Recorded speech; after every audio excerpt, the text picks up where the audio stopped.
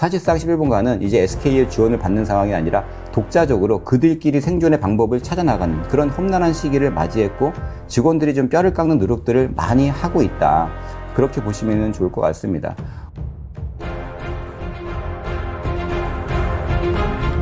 오늘 방송은 팀F 후폭풍이 계속되고 있죠. 지금 팀F 사태 이후로 이커머스 지형도가 크게 변화하고 있습니다.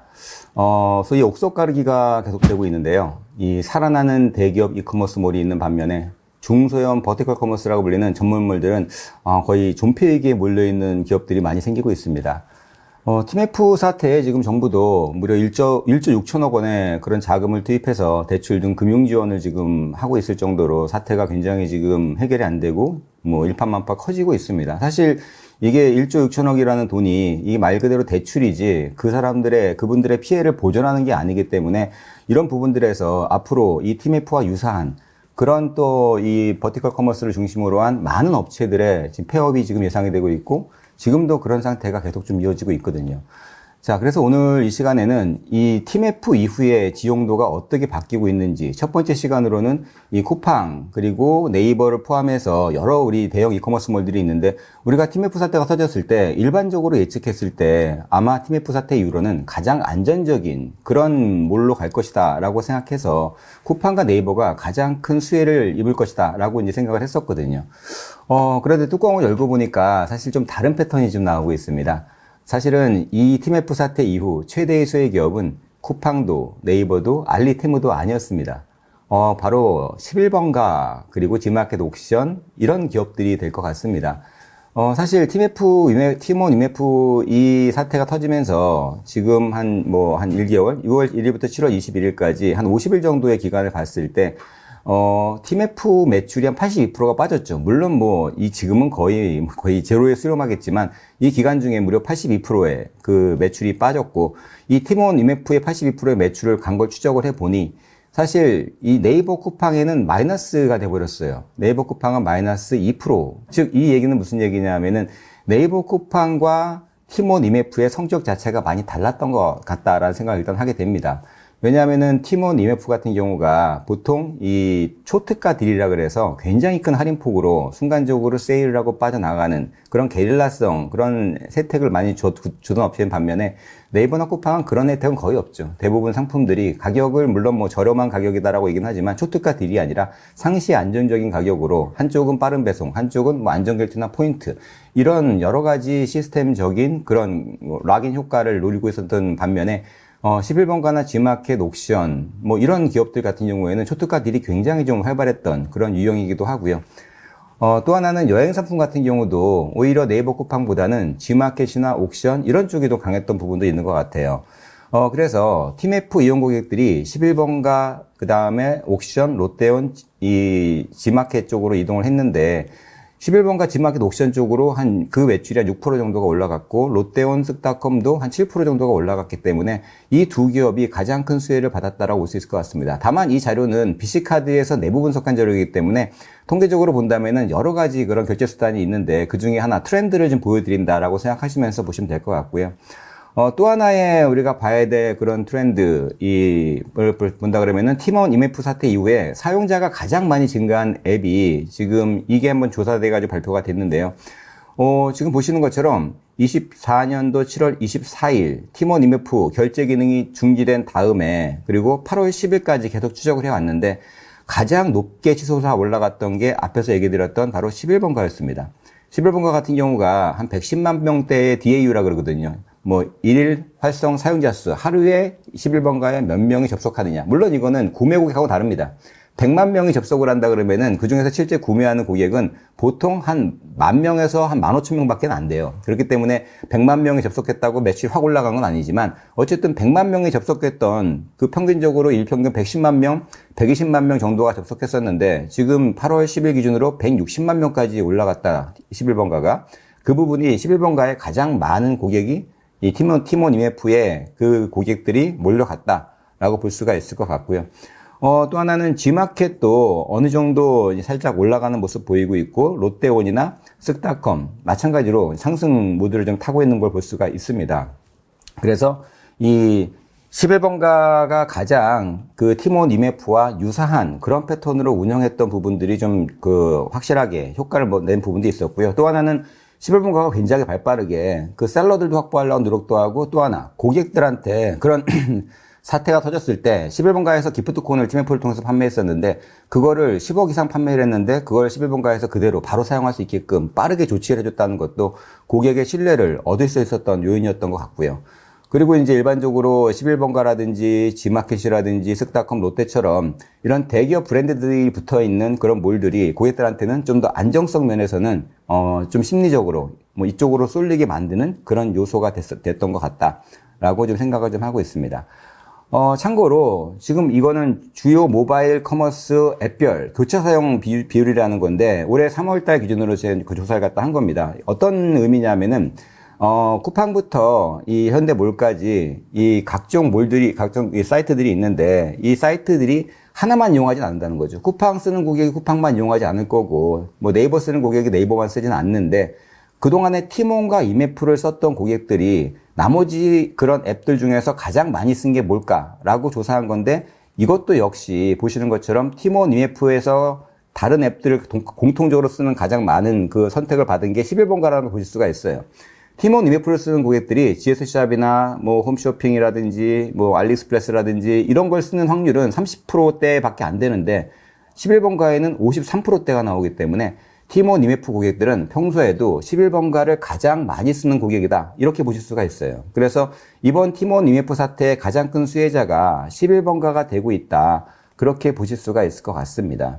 뭐 다만 이 나머지 고객 지마켓도 마찬가지로 한 49%의 교차 사용률을 올리고 있기 때문에 지마켓 역시도 굉장히 큰 수혜를 같이 입을 수가 있는 부분이 있습니다. 특히 지마켓 같은 경우에는 그 11번가에서 주력으로 했던 여행 상품 같은 경우가 굉장히 강세를 누렸었거든요. 그래서 11번가에서는 지마켓에서 여태까지 그 티몬에서 팔았던 그런 방식의 여행 상품 판매 지수가 굉장히 몰려가지고 늑항스라 그러죠. 뭐 8월까지도 굉장히 늦더위가 있었는데, 이 여행 카테고리 방문자 수가 무려 42%가 올라갔고, 신규 고객이 38%, 그리고 판매 여행 상품 수가 12%가 증가해서 이 11번가 외에 G마켓이 여행 상품, 여행 서비스 상품 이런 것들을 중심으로 해서 굉장히 큰 수혜를 본 그런 몰이 됐다. 물론 이것들은 앞으로도 굳어질 가능성이 있습니다. 티몬 이메프가 워낙에 여행 상품이라든지 티켓이라든지 여러 가지 상품권이라든지 그런 쪽이 강했기 때문에 그 부분을 나눠 가질 때 상대적으로 반사이익을 얻는 게 이런 G마켓에 있는 그런 유형 무형의 서비스 상품들 같은 경우에는 큰 반사이익을 누리면서 이게 또 안정적인 매출로 갈 수 있는 기조가 될 것 같습니다. 자, 그리고 이제 11번가 같은 경우가 이 소상공인 지원 정책도 같이 지금 뛰어들고 있는데요. 앞에서 말씀드린 소상공인 지원 정책을 지금 중소기업부에서 원래는 이 개인 셀러들을 대상으로 해서 자금 지원을 해준다거나 마케팅 지원을 해준다거나 그런 사업을 했었는데, 그동안에 티몬과 이메프를 중심으로 많이 했었어요. 그런 부분들을.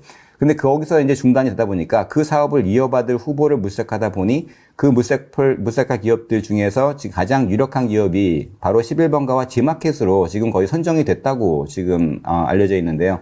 그래서 앞으로 11번가 G마켓에는 중소상공인들을 지원하는 그런 지원 자금, 마케팅 자금, 그런 자금들을 받은 기업들이 입점을 할 수 있는 그런 바탕이 됐기 때문에 오히려 쿠팡이라든지 네이버처럼 이런 대형 커머스들보다도 그런 틈새에서 조금 더 반사적인 이익을 볼 수가 있는 그런 부분이 여전히 남아있는 것 같습니다. 자, 여태까지는 그래서 11번가랑 그리고 뭐 이 G마켓에 대해서는 조금 긍정적인 얘기를 해드렸는데, 11번가는 사실 지금 그렇게 썩 좋은 환경은 아닙니다. 사실 2019년도에 영업이익이 흑자가 한번 난 이후로 2020년부터 2023년까지 연속으로 3천억 이상의 영업 적자가 지금 누적이 된 상태고요. 올 상반기만 하더라도 한 300억대의 영업 적자가 지금 나 있기 때문에 사실 11번가 같은 경우에는 이 결손금, 영업 적자를 어떻게 해소하느냐, 이게 가장 큰 관건이 되고 있기 때문에 지금 그 부분에서 굉장히 큰 뭐 여러 가지 노력들을 많이 하고 있습니다.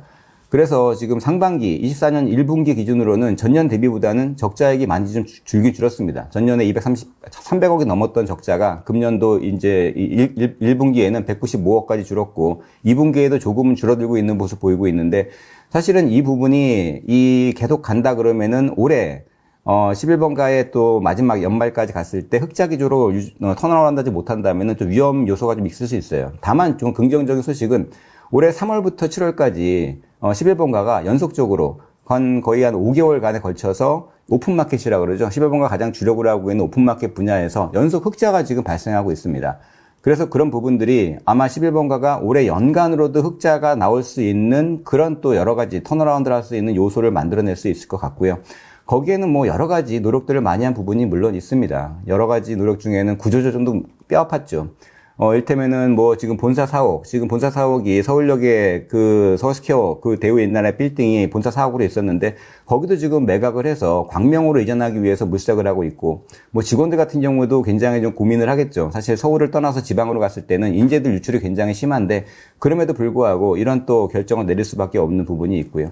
사실상 원래는 SK에서 지금은 좀 어떻게 보면은 좀 버려졌다고도 보는, 정말 이런 얘기 좀 가슴이 아프지만 SK 같은 경우가 SK온 배터리 사업을 살리기 위해서 나머지 모든 사업 부분을 지금 아예 버리거나 아니면은 매각하거나 그쪽으로 철저하게 구조조정에 들어갔기 때문에 그 중에서 11번가가 더 이상 유지하기가 어렵다고 판단을 했기 때문에 이미 SK스퀘어라는 그런 모기업에서 11번가를 아예 그냥 콜옵션이라고 그러죠. 11번가에 5천억이라는 그 투자 자금을 반환을 해줘야 되는 그 옵션이 걸려있는데 그걸 포기함으로써 11번가 자체를 5천억짜리 기업으로 만들어버린 거거든요.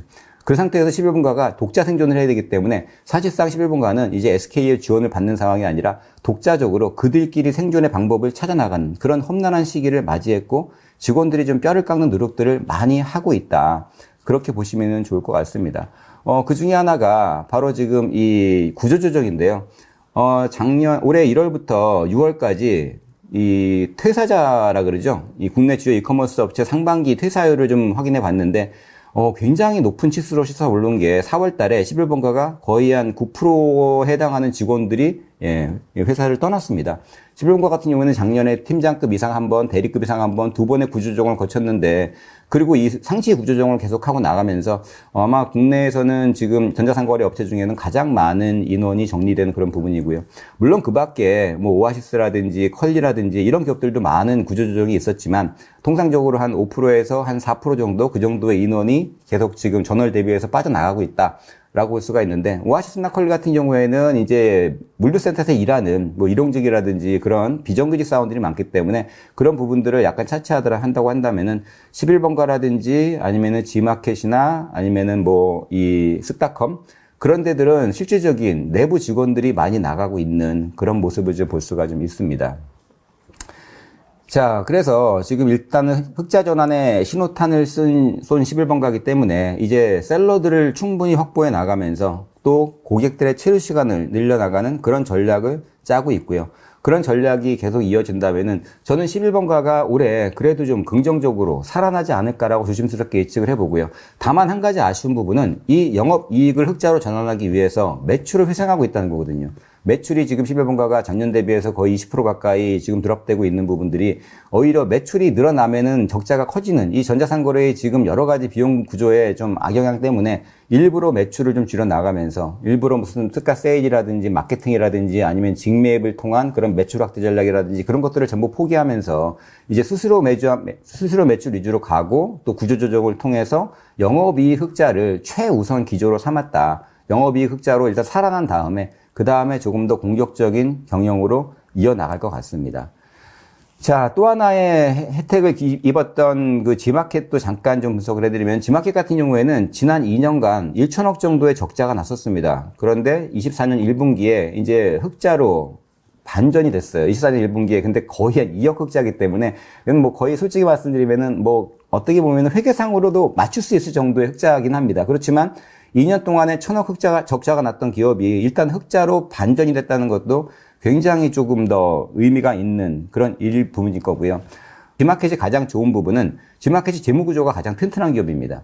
지마켓 같은 경우가 유동성이 굉장히 좋은데 현금성 자산 또 이런 여러 개 단기 금융상품 이런 자금들을 합친다 그러면은 무려 한 4천억이 넘어갑니다. 4,600억이 넘어가기 때문에 정말 많은 현금성 자산을 갖고 있고요. 차입금은 반면에 작년도 1,000억에서 800억으로 떨어졌어요.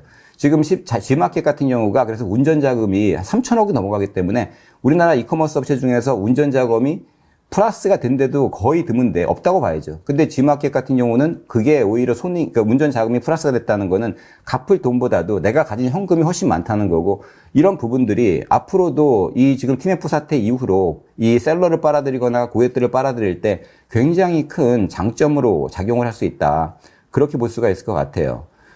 다만 G마켓이 하나 조금 아쉬웠던 거는 이번에 과금 정책이 좀 바뀌면서 뭐 서버 이용비가 신설된다든지 아니면은 뭐 할인 쿠폰 서비스 이용료를 15%에서 20%로 올린다든지 이런 부분들이 좀 있었어요. 그래서 셀러들한테 그런 비용 부담을 조금 더 가중시키면서 그것들을 또 본사의 또 이 이익을, 영업이익을 적극자로 반전시키는 그런 또 용도로 지금 많이 좀 가고 있기 때문에 이런 부분들에 대해서는 향후에 이 TMF 사태 이후에 조금 더 셀러들에 대한 좀 정책적인 그런 친화작용이 좀 필요하다라고 볼 수가 있을 것 같습니다.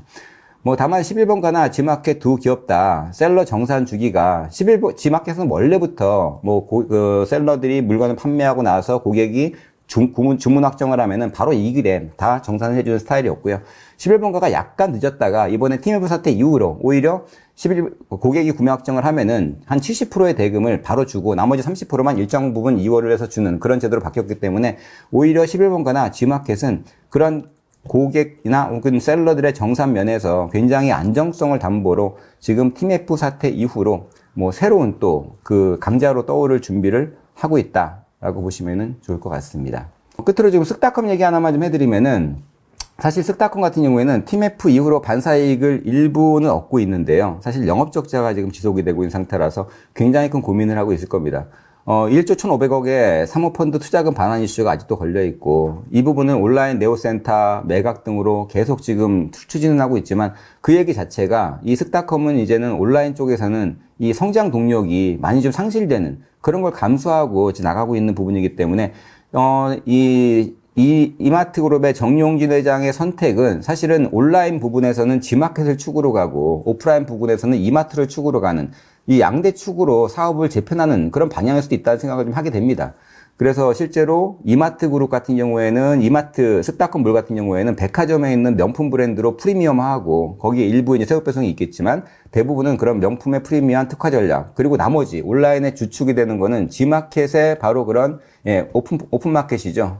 이 오픈 마켓을 통한 매출 규모를 늘려나가고 거래 규모를 늘려나가는 그런 방식으로 이 그룹의 축을 바뀌어 나가는 그런 모습을 좀 볼 수가 있을 것 같습니다.